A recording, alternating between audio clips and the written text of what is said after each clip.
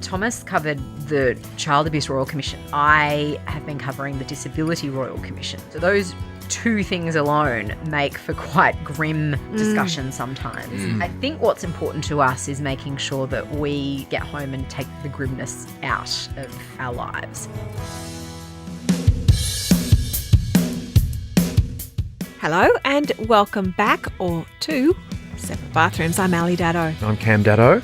We would like to acknowledge the Gadigal people of the Eora Nation, the traditional custodians of this land, and pay our respects to elders both past and present. ABC journalists Naz Campanella and husband Tom Oriti are our guests today. You might know them from their work on the ABC, Naz in front of the camera and Tom from his morning radio show on the ABC. They've just become parents, and that brings its own challenges given that Naz is blind and lives with a neurological condition. I can't wait to talk about their lives together, how they met, all the good stuff. Let's welcome Naz and Tom to the bathroom. Welcome, Tom and Naz. Thank you very much. To the bathroom. It's a pleasure. We're pretty consistent here. We like to begin with pretty much the same question, right, honey? Yes. How did you two meet? Oh, do you want to go? Okay. This worked out really well for me because, you know, when someone meets their future partner or spouse, they've always got the complication of having to meet the parents, right? Yeah. But with me, I met Naz's parents at exactly the same time as I met Naz. When she first walked into the door of the ABC down in Bega, we were doing a regional stint down the south coast of New South Wales. Beautiful place. And yeah, beautiful place. And we're both from Sydney, but we both met doing our regional stints as journalists down in Bega. And when Naz first walked through the door to join the team, I was already working there. I met you and your parents at the exact same time. Yeah, I reckon I hit it off with them as well as I hit it off with you.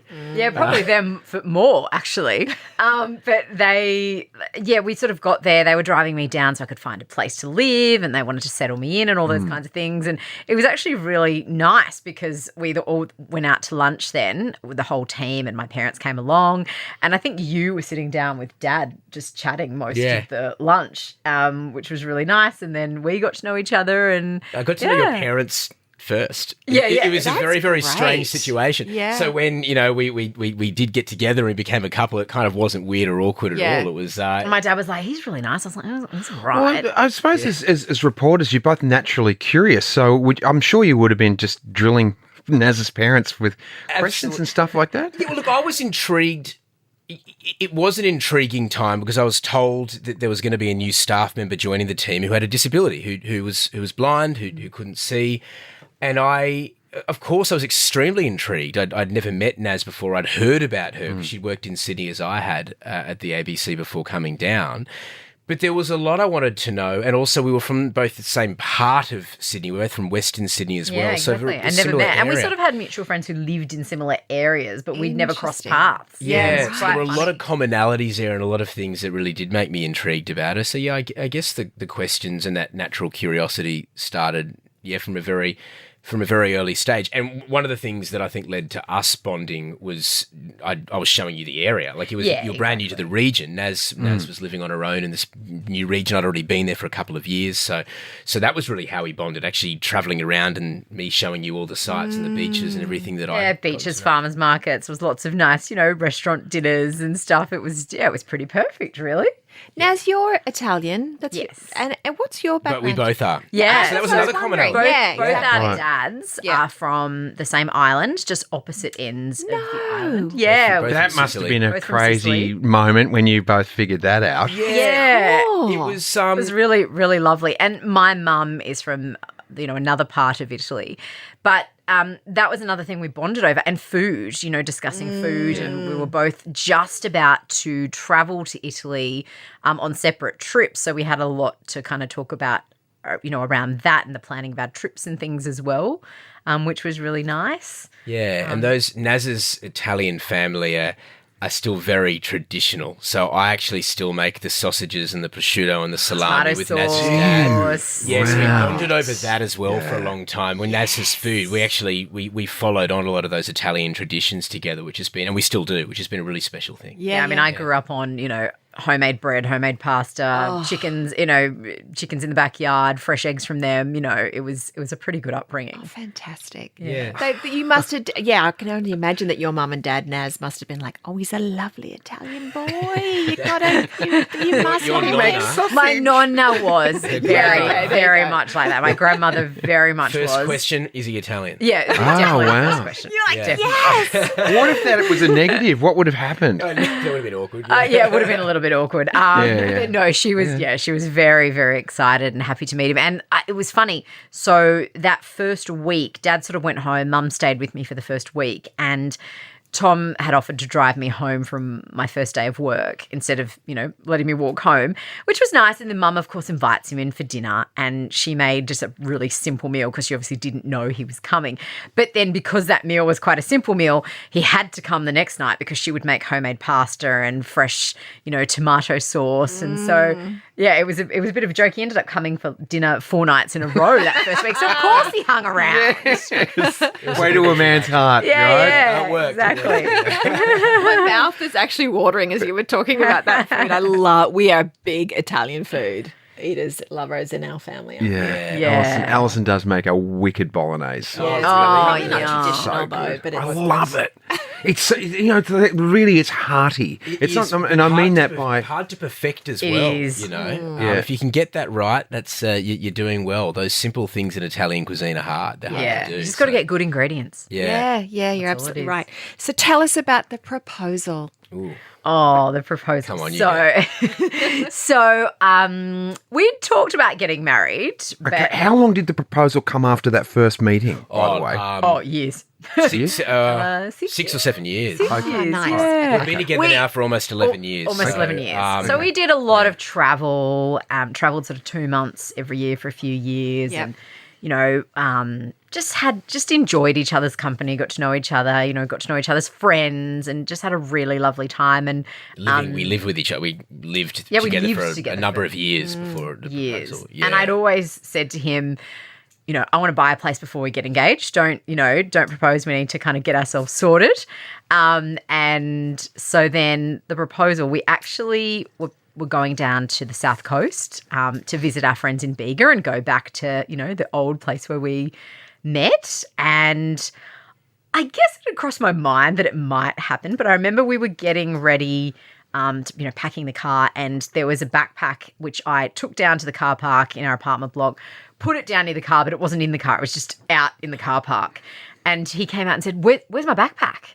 And I was like, oh, I just put it downstairs. It's fine. And he was all panicky, but I just didn't think anything this ring sitting in the about bag it. Right. that I'd spent my life But then savings at on. the same time, that as we were leaving, we got a call to say that an offer we'd made on an apartment was accepted. And so we were like, all excited. Okay, cool. We're apparently buying an apartment. This is exciting. Go down to Bega. And then that day he took me to this beautiful spot where he first took me when the first few weeks when I moved down. It was just in Merimbula, surrounded by the water, in this beautiful little park. There were lots of Labradors running around, which I love Labradors. Yeah.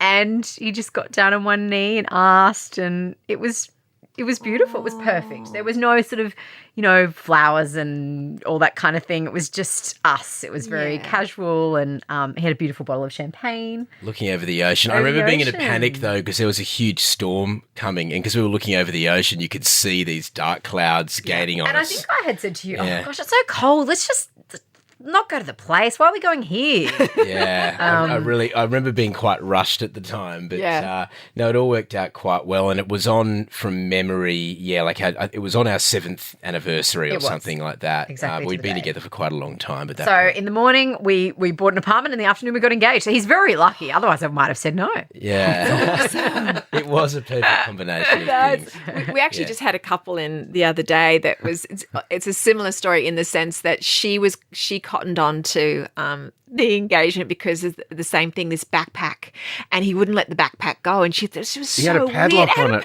She's like, what's he padlocking the bag for? And he held it on his chest on the way over in the plane. She's like, what? And she knew. She was like, there's something in that backpack. Essentially giving it away. a little bit, Fair enough. Dude, you're showing your hand there, man. Oh, Yeah, no, it was good. I mean, in a way, we'd spoken a lot about the ring that you wanted and everything, hadn't we? Yeah, I mean, wanted to say in it. You know, I picked the stones, he picked the setting. That's what we decided. The discussions were certainly happening at that Yeah. point, but I tried to make it as big a surprise as I could. So It was. Did you ask Naz's dad for... I did actually. Did you? Oh. I did actually. I think at the time. Well, it wasn't an ask; it was more a tell. This is how Was it? I always said, Did you "Don't go ask out my with dad." to the local bolo and We take him out? No, yeah, we had a drink. But I think I remember you saying that, like, ahead of time, that you wanted me to at least tell let your them know. father, didn't you? I remember that being quite important to you, that I should at least let your dad know. I might have had that wrong now. I think that's it. I think that's a really important thing. Is that what would you say? It's not a favour or is that a just like a courtesy. a courtesy? Is that It was being just a lost, or are nice people still thing. doing that? I think it's probably definitely being lost. I don't think it would happen with Yeah, everyone I don't now. know that it Certainly happens with a lot not. of people. But I always Yeah. said, I think it's don't important. ask him. But Yeah. at least just give him a heads up that it's happening. I think he'll be really chuffed that you talk to him about it. And we both had a cry. It was actually beautiful. Yeah, it was nice. It was just a really nice. I mean, I guess I was never in any doubt he'd be happy about it. Yeah. That'd be very. Might have been different, yeah. But he was, and we it was actually very emotional. I love that. Yeah, I was love lovely. that you had a It was lovely. tear Yeah, and you about guys it. had a drink together. We did. Yeah, That's so good. It's Yeah, it so was great. good. And the first thing was, I've got to tell, he wanted to tell Mum. And Tom had said, no, it's the one person you can't tell. Yeah, She's we- going to tell we everyone. to keep it a Right. surprise. Yeah, Oh, before okay. you know. To be a Yeah. surprise. Yeah. But that was really lovely. Actually, I did. No, that was and he was the only person that knew. No, I didn't tell anyone else. But your father, I did talk to. About Yeah, It yeah. was good. Fantastic.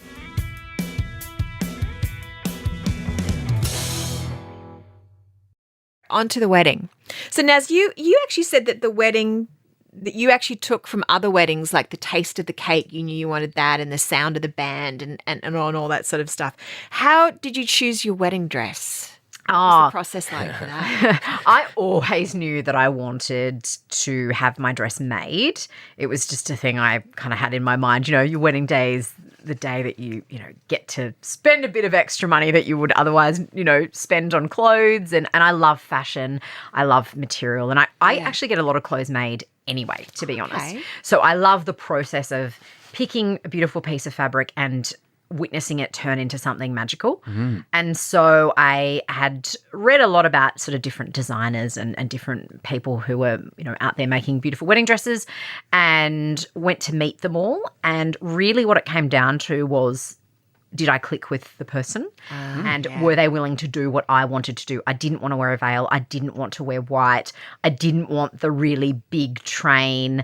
It couldn't be to the ground because I was worried that I'd trip over it. And actually some designers didn't want to make a wedding dress like that. Yeah, there was one that I went to see, and I had said to her, okay, this is fine, but because I tried on a few things, and I said, well, mine can't be to the ground because, I can't see. It might be a bit of a trip hazard. And she sort of stopped and said, well, it needs to be. That's what a wedding dress is. It just looks better. And so the person who I ended up getting my dress made from was someone who spent, I think 2 hours in the first instance just showing me fabric after fabric after fabric, describing things. She used as lots of descriptions to describe colour. So, she would say this feels like a warm summer's day, for a particular colour. And she just took the time, and also there was no pressure. Yeah. So I sort of said to her, okay, I'm seeing other people. I'm going to, go for a walk, have a think about it. I might call you in a week.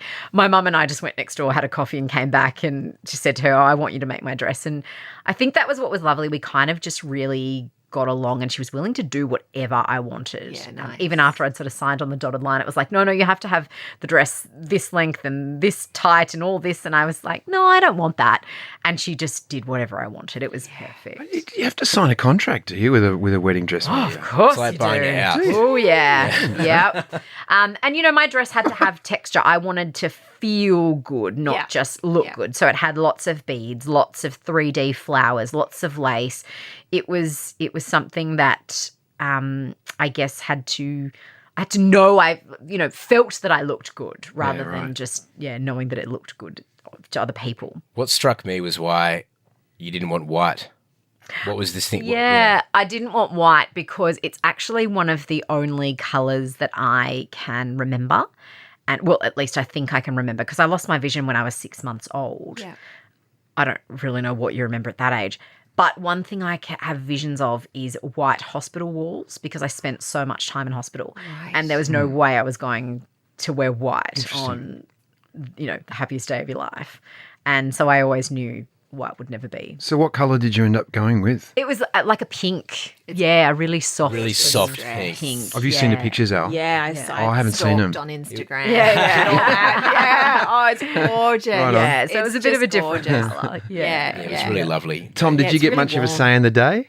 In the day. Or in the in any of these proceedings? I think I will diplomatically say it was a collaborative effort, but Naz absolutely led. Of course, Naz gave me a say with everything, but you were the brains behind. Sometimes if I didn't like his suggestion, I would be like, okay, thanks, and then go away and So do much something else. There were things about it that we just always discussed over the years. From the South Coast, we fell in love with oysters, so we had our favourite oyster farmer send oysters up for the reception. Ship them up. Our Italian heritage, there was like an antipasto sort of station. Things like that we'd always discussed over time and pieced together in our dreams about our ideal wedding, I guess, So I guess it was collaborative over a long period, but Naz was certainly the brains behind. I think little things like when we went for a cake tasting, I like buttercream, he likes fondant, and I said, well, let's just have half and half. A tier of each. So a tier of go. each, just things like that. We were just all about compromise and there were things that were important to us. Like we kind of picked our top 3 things.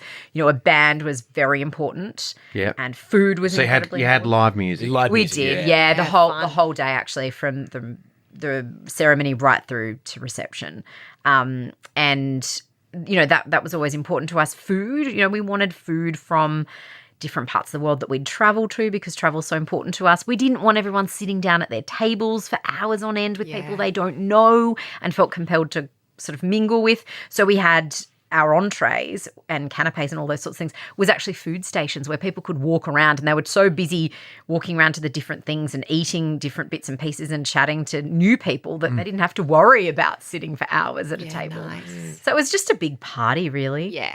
Yeah, no, we were. It's funny how you put so much time into planning this thing and it's over in Oh, yeah. no time at all. The one bit of advice I'd have to everyone is just soak in every minute because it's over before you know it, and it took, a year. We actually stopped at one point in the night and actually just walked away from the party and just watched everyone and listened to everyone having fun. And it was something I'd read about that another couple had done that, and I actually said to Tom, we're going to do that. And it was really nice. We just, took it all in. And it was lovely. There were little personal touches, like the MC at our wedding was our boss in Bega at the ABC office. Cool. So we got him to come and MC it. The guide dog, we had pins for guide dogs. As our little bomboniere. I didn't do the whole traditional Like a donation confetti with was made. limoncello. It was just a little donation that we made to guide dogs, and everyone wore a little pin. The person who married us was Tom's father's best friend, and my beautiful colleagues at then Triple J, when I was working there at the time, they sung a song to me on the radio that morning as I was getting ready, and then they got up and sung it at the reception as well. So lots of little personal touches. It was really lovely. And you walked down the aisle with both of your parents, and I'd completely lost it. Yeah, I didn't. I thought I'd hold it together. Well, you No, were I going was raised by you wanted very to ask small about parents. this. Alison's going to ask you about this. I read that comment from you, Naz, That that was a you could mess. hear Tom crying as you were walking down the aisle. I mean, for me, every wedding, which I love weddings, like I love them. And that moment where I always watch the groom, I think a lot of people do, watch the groom, the first moment that they see the wife coming down the aisle. It is the most spectacular moment. Yeah. What was going through your mind when you saw Naz? Just how beautiful she was. I guess thinking about everything we'd lived through up until that point. Yeah. It had been 6 years, I think, at the time of getting together. By the time we were married, I think it had been 6 years. By that time, I think we'd travelled to 30 plus countries together. We'd done a lot of travel. We'd been through so much, and I think that it was all culminating in this day we'd always dreamt of. Was such a heavy thing, and I didn't really ever contemplate that it would be, but it was uncontrollable emotion. Absolutely uncontrollable emotion. What did make it any easier was your parents started to cry as well. And also my grandmother. I imagine the whole every attendee probably had a bit of a tear. And Naz's grandmother, who'd she'd had a stroke. Yeah. I mean, I was incredibly close to my grandmother. Yeah. And she had a stroke a year before. Not even a year. It was like 10 months before we got married, and we thought we were going to lose her. So to have her there at our wedding was incredibly special. And, you know, she was up the front and, you know, I hugged her on the way down and all that sort of thing. And she passed away in August, so only 2 months ago now. But I'm very lucky that she's also got to meet her 20th great-grandchild in our little boy. And we thought she would never even be at the wedding, which is now a number of years ago. So that was a really special thing. And I think that she was in a wheelchair, but as you were walking down, people helped her up. Yeah, she was desperate to stand up. She was desperate to stand, and she did. And I remember not only seeing Naz, but to the right of Naz walking down the aisle was her grandmother, who was, you know, very emotional and in tears, and that set me off as well. Yeah. Was that the celebrant or the priest? I reckon everyone would have been set off, actually. It was a bit like that. It was a very special. It was a very special moment. It really was, and one you never forget. Yeah, that's right. Yeah, it was beautiful. Well, you're both in news, and so dinner table discussions must be interesting. Do you bring your work home, and do you share the same opinions on most things, or tell us? That's a very, very good question, actually. We have robust discussion around the dinner table. Yeah. You know, we often say, I mean, Thomas covered the Child Abuse Royal Commission for 5 years, and I have been covering the Disability Royal Commission. So those two things alone make for quite grim discussion sometimes. I think what's important to us is making sure that we kind of get home and take the grimness out of our lives. Yeah. So we try and chat about much happier things than those two things, because those two things take up a lot of our time and our brain space. And because news, you know, what makes news? It's often not happy, exciting news. So we try really hard to talk about other things. But, you know, when you work together, live together, it is hard. But I like that we work together as well. I mean, there was a time where I was producing a bulletin for Thomas to read. That's how close we would work. Now, what does that mean? What does that mean? You say producing bulletin? Cool. So I would put it all together. I would sub-edit it. I would put it in, I guess, the format that he needed, line up the stories, and then he would... I was in the studio presenting. He would be on the studio presenting. I see. We almost had an argument and we didn't realise the microphone was on that time. That was true. Yeah. So that What happened? I think he was waiting. Something needed to be changed, and I was saying to him, I'm changing it, don't worry. But it wasn't updating quick enough. And I think you were getting stressed with me because you didn't think I was on the case quick enough. No, I remember once you said we're a minute short, and I remember thinking, oh no, in more colourful terms, and the microphone was on at the time. There's been a few instances. So we decided that we work together in the same organisation, but we're on different floors of the building now doing very different things. But yeah, look, a lot of the news that we cover is grim. It just... is. I covered child sexual abuse for 5 years. So, yeah, I guess it was important for us to establish those boundaries a bit at home and concentrate on happier things, as Naz said. But do we often, I guess we do usually agree. We don't have different viewpoints on things, though, do we? We might have robust discussions about the news of the day, but I think in general, I feel we're relatively in sync. Definitely, yeah. But I think we just have different ways of sort of... I guess managing our stresses and those kinds of things. And I think that's a good thing, because what his strengths are not mine, and so he helps me, and vice versa.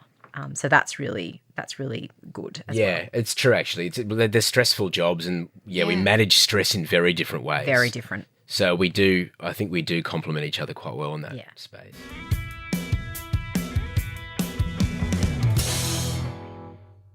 What helps you, Naz, with stress?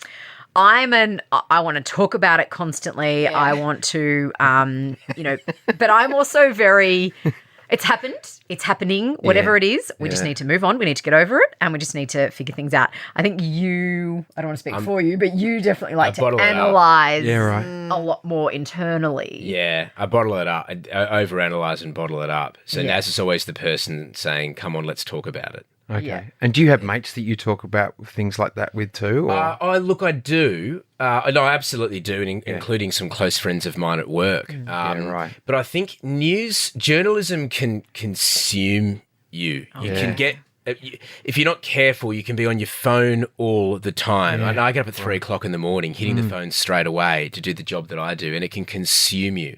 So I think more and more now, particularly now we're a family, I think we're trying to just flick a switch sometimes and leave it all at work as best as we can. Yeah. You never quite, as a journalist, you never quite let that go, ever. Yeah. We're always looking at the news. We're always reading what's going on all the time. The phone's never too far away, and I'm not saying that's necessarily a good thing, but I think that we're getting better and better at establishing that boundary now. I think so. I mean, there are times where I will literally just leave the phone at home when we go out because I just think, oh, how nice is that? Yeah. Might change when I go back to work, but...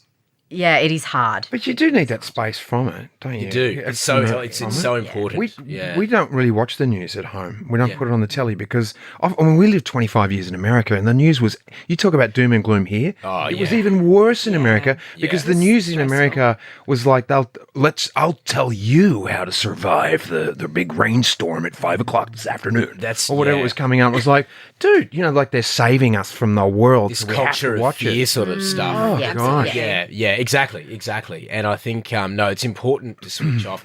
A lot of people in this day and age are saying they are switching off. The news is just too grim, particularly over the last 2 years that everyone's been having. How much COVID did you really need to want to hear about? And I guess I can understand that. So that's been interesting as well. That was hard because over the last 2 years, I mean, you did 1 day of working from home, broadcasting in our spare room, your program, but the rest of the time you had to go in. I was sort of half, but that was tricky because we bought the office into our home. Yeah, right. And I mean, it was great for lots of people, but for us, I think that was tricky bringing. In a little 2-bedroom apartment with Naz's disability and equipment and cords and microphones and headphones everywhere. I mean, it was a hazard, wasn't it? Yeah. After a while, I just had to say this all needs to go. I mean, there was a baby on the way, but it all needed to go because there were trip hazards everywhere. Yeah. Because he needed his setup and his setup is enormous. And then I needed my bits and pieces to be able to produce my stories, record my voice and do live crosses and things. So it was hard. Yeah. No, it's it certainly was a pretty extraordinary time. So no, I can understand the need for some people to switch off. I absolutely can. It's been a grim. Can I just ask you this question? As news presenters, and you're so switched on, do you ever feel like you could run the things that you're reporting on better than the people that are actually immersed in it? Because you can look at it from an objective standpoint, given that you're observing it and you can sort of see the whole thing. Whereas as you're talking about, you can get quite myopic when you're deep in stuff. But as commentators, would you say you're commentators or more reporters? And do you think you could solve the problems that reporters? You do get very myopic when you look at these things. I would say, no, rarely am I reporting on a story. It might be a very critical story of an individual, depending what the story might be. I think I would rarely be sitting there thinking, you know what, I could run that organisation better, or I could run the country better than you. Yeah, or something like that. No, I don't think I feel that way, really. It doesn't. That's never come into my mind. The thing, I guess, doing a job like the Disability Affairs round that is so heavily linked to your identity and your community, sometimes I find myself just feeling like I wish things were different for people. You might do a story where someone's not able to, access basic things like an education. And, something might have happened to them at school or in health or whatever it is, and they've been denied something. And sometimes those things really get me down. It's not that I think I could do it better, but I find myself thinking about those stories a lot after I come away from them. And I don't forget those people in a hurry. Often I take that is the kind of thing I've started to take home, I guess. Yeah. And how many times have I thrown that at you? You'll say, oh, that's so annoying, something happened. And I'll say, well, I interviewed someone today that had this happen to them. So your little thing that you think is It's always important to put it in perspective. I think as a journalist, you've always, once you lose your compassion and your humility, there's a problem. I mean, with the Disability Royal Commission, there was not a day that I didn't cry while listening to those hearings. And I actually think that's a good thing because I know that it's still affecting me. I think when it's not affecting you, it's time to step away from that kind of reporting. That's a good point. Yeah. And the fact that I'm talking about it here openly about how it affects me means that I also can still keep doing it because I have that in check. I've got a really good support system, apart from having Tom at home who's covered similar sort of things. I can talk to him about it, but I've got, a great producer who's going through it with me as well. And she and I make sure that we, can keep lots of kind of cheerfulness in our working relationship that, away from the Royal Commission and great friends but that sort of thing is really hard. Did you know, Naz, when you got into this line of work, was that something specifically that you wanted to work in the disability sector, or you were just happy to report on anything? But no, I always just wanted to be a journalist. Okay. Didn't care what I was reporting on. Yep. Just wanted to be in radio, basically. I did community radio when I was 15. Always thought I would love it because I grew up listening to radio. But then I did community radio and loved it and just knew that was what I wanted to do. So got the journalism degree because I thought, well, that'll be another avenue if I don't just sort of land in radio with other things. And it's just kind of taken me there and lots of hard work, lots of internships and the cadetship at the ABC, which I was very lucky to get. You beat thousands of people to get one of 10 of those cadetships across the country. Yeah. And so I was very, very fortunate to get one of those. And that was really the best training ground. And really the best training ground was that, but also going to a regional area where it's all hands on deck. If you don't set the agenda for the day and find the stories, then there is none. There's no news. There's no bulletins. So, it meant that I really had to hone in on my skills of interviewing people, talking to people, finding out what a good story was, putting those stories together, and then learning to read the news. And I guess as the years went on, I was sort of, been at Triple J for 7.5 years news reading, and I was always doing things with the disability community, be it speaking at schools or different organisations and giving advice on accessibility and inclusion. But when I knew that the Royal Commission was going to start, I was really getting sick and tired of reading and consuming content, not just here in Australia, but across the world, that positioned people with disability in that kind of inspiration porn type way. We were always in stories to make other people feel better or to make other people feel that their challenges weren't as bad as ours. And I wanted to change that whole narrative. I wanted to turn it on its head.